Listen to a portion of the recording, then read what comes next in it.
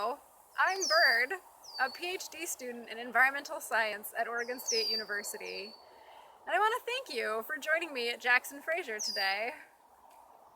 I imagine most of you are here because at some point in your life you heard a bird singing and you wondered, just what is that bird singing about?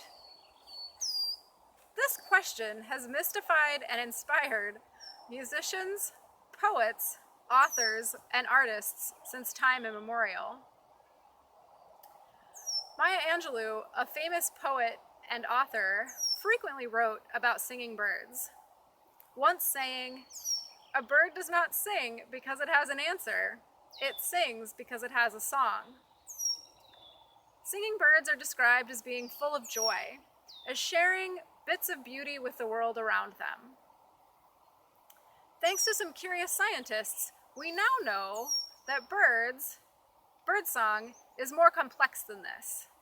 We also know that birds, like humans, dolphins, and whales, have language. In the next few minutes, I'm going to talk with you about the fascinating world of birdsong.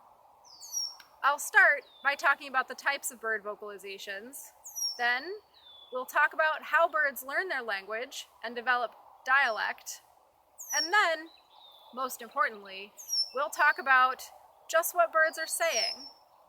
It is my hope that by the end of this talk, you too will be excited about eavesdropping on bird conversations on your next outdoor adventure. Before we get started, let's take a few seconds to listen to the birds talking around us. You may hear the red-winged blackbirds calling and the marsh wrens singing. Just what is the difference between a song and a call anyway?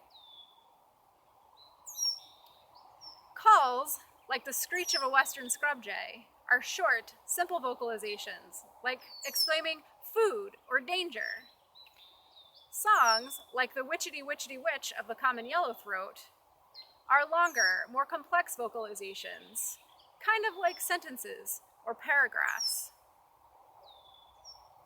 Thanks to those curious scientists I mentioned before, we now know that the language centers in a bird's brain are the same as the language centers in a human brain. And we also know that birds that mimic, like starlings and northern mockingbirds, maintain open connections to those language centers throughout the duration of their lives, while other birds do not. Calls, like the cooing of a baby, are instinctual. Birds are born knowing their call. Songs, like language, are learned. I should add here that some birds, like the brown-headed cowbird, have songs that are innate. And for brown-headed cowbirds, this is important because their eggs are laid in the nests of other birds, so their babies are raised by other species. If their songs weren't innate, they'd grow up not knowing their own song. Young birds learn songs by listening to their fathers sing in the nest. Young males, once they have left the nest and established territories, practice the notes and phrases they learned from their father by babbling like a baby. By their first breeding season, these young males have started learning the notes and phrases of their neighbor birds, eventually dropping the notes and phrases that they learned in the nest. This is how local and regional dialects form. Bird dialects are so distinctive that experienced birders can tell the difference between a Bewick's wren singing from Oregon compared to a Bewick's wren singing in Massachusetts. Kind of like you might be able to tell the difference between the speech of a person from, say, Boston compared to a person from Oregon. So what are notes and phrases anyway? Notes are like words, and phrases are kind of like sentences. Notes are composed of elements, which are kind of like letters. And phrases are composed of notes. the way that a bird arranges these notes and phrases makes their song. So just what are birds saying anyway? You might be interested to know that the birds that you hear singing around you today are all male. As with most species of birds, female birds don't sing. Male birds use song to communicate their mate status, their territory, and sometimes their nest status. So a singing male might sing a song one way to attract a female, and then once he's found a mate, he might change the order of the phrases in that song to indicate that he's taken. Male birds also will sing from perches in the middle of their territory or around the boundaries of their territory to make sure that other male birds know that this is their space.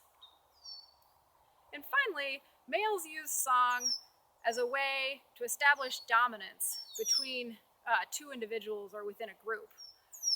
I like to describe male song bouts kind of like rap battles. One male bird will start singing, and another male will accept his challenge and start singing back.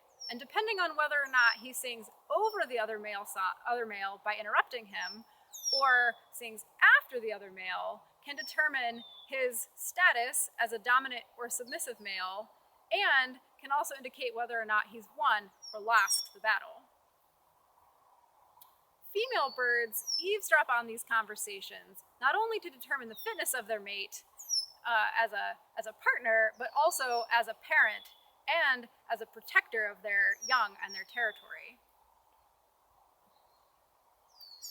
So now that I've demystified birdsong a little for you, you know the different types of bird vocalizations, how birds learn their language and develop dialects, and most importantly, you know what birds are talking about. So Maya Angelou was right in that birds sing because they have a song. But songs are so much more than that. They convey even more than we can hear. Sometimes they even convey answers. Thank you.